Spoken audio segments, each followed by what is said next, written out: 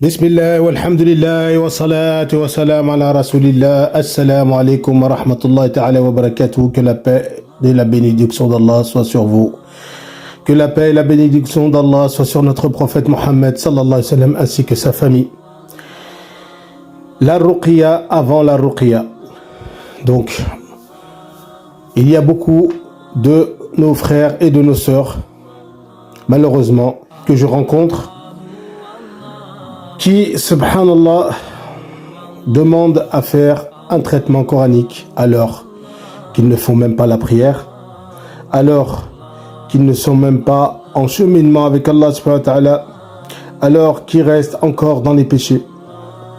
Nous avons de nos frères et de nos sœurs qui se font traiter en ruqya, mais qui oublient quelque chose d'essentiel, quelque chose de vraiment fondamental, qui est 85%, voire même 90% de la guérison du mal occulte. C'est le cheminement vers Allah subhanahu wa ta'ala. C'est tawbatan nasuhan, c'est le repentir sincère. C'est le dhikr, c'est la prière à l'heure. C'est, Inch'Allah, de se lever pour le fajr.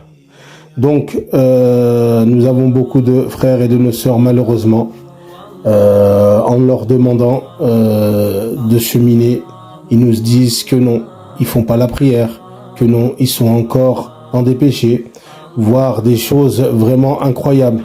Donc, subhanallah, la tâche du diable est vraiment féroce quand quelqu'un n'est pas dans le cheminement d'Allah subhanahu wa ta'ala. Alors, avant de commencer la ruqya, il y a une autre ruqya à commencer. C'est le tawba. C'est tawba, le repentir sincère. C'est revenir vers Allah subhanahu wa ta'ala. C'est refaire la prière à l'heure. C'est Inch'Allah de faire du dhikr. C'est Inch'Allah de lire les invocations du matin et du soir. C'est de commencer à lire le Coran. C'est de s'asseoir avec les gens de Dieu, sahba saliha, la bonne compagnie.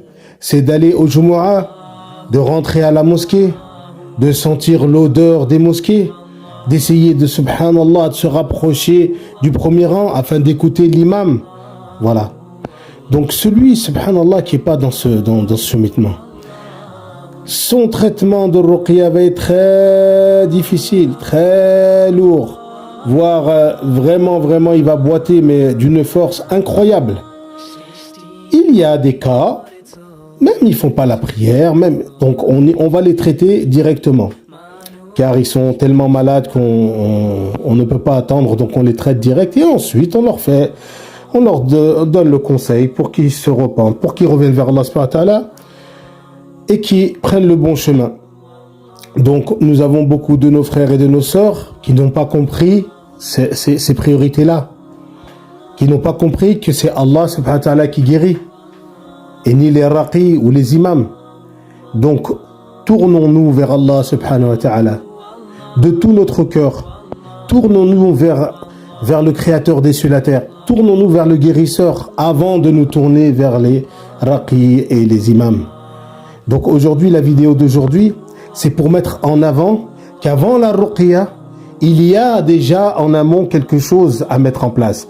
C'est at-taqwa, c'est la crainte révérentielle, c'est la foi, c'est le cheminement vers Allah.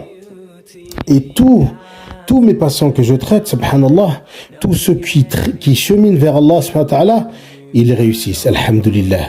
Ils arrivent à s'en sortir.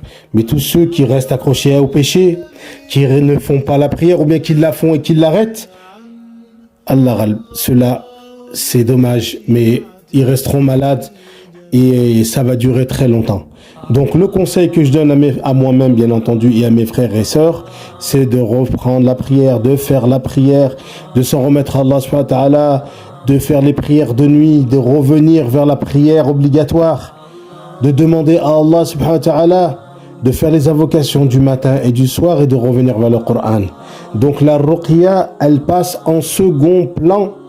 Ensuite les douches coranisées, ensuite les massages coranisés, ensuite les ventouses, ensuite le programme coranique à écouter à la maison, ça va en second plan.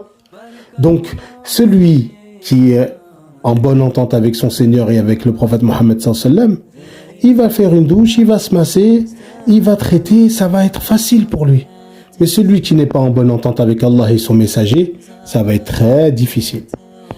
On demande à Allah subhanahu wa ta'ala de nous guérir, de nous guider, de nous aider et de nous donner la force de se repentir, Inch'Allah, et de revenir vers Allah subhanahu wa ta'ala. Istadu'ukum Allah, je vous laisse à Allah subhanahu wa ta'ala. Assalamu alaikum wa rahmatullahi ta'ala wa barakatuh.